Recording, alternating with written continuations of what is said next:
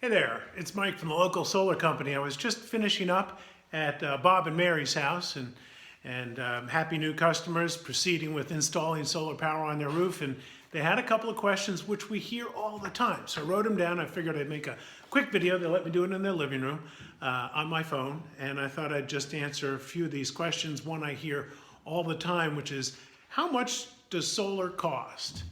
And the answer is, it depends. That's the honest answer. There's companies that want to give you a quote over the phone without ever seeing your house.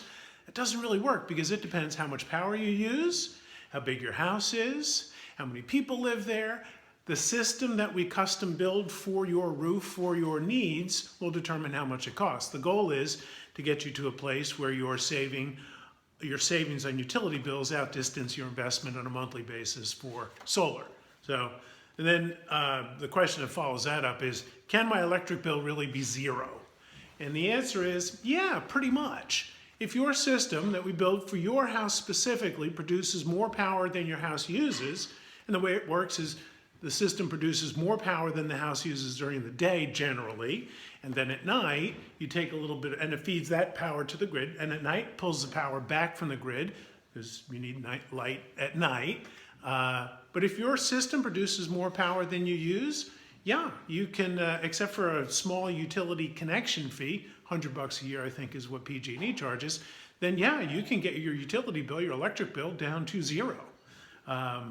Tax incentives are probably the third most popular question. What kind of incentives are available to the homeowner? Again, it depends on where you live, what state, what locality.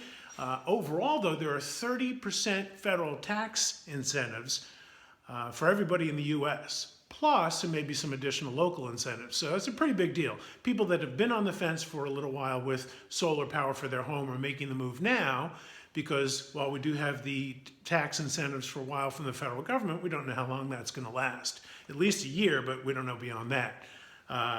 And then a really good question, what if I move? People don't stay in their house 20, 30 years the way they did 50 years ago. So what if you move? Does putting solar on a house make sense? Yeah, it does, because the savings from your solar system will save you enough money over the course of 5, 7, maybe 8 years that your system will pay for itself. In addition to that, houses that have solar systems on the roof tend to, according to a bunch of real estate studies, tend to sell for premium over the exact same house in the exact same neighborhood without solar. So there's two wins there. You're saving money from the utility to pay off your solar system, and your house now is worth a little bit more because who doesn't want a house with solar on it? So there's a couple of quick answers to some questions.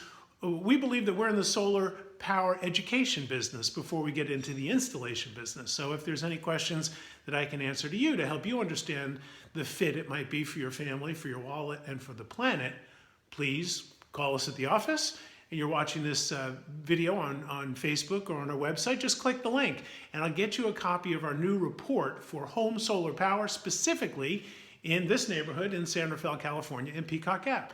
So let us know what we can do for you. Talk to you soon. Thanks.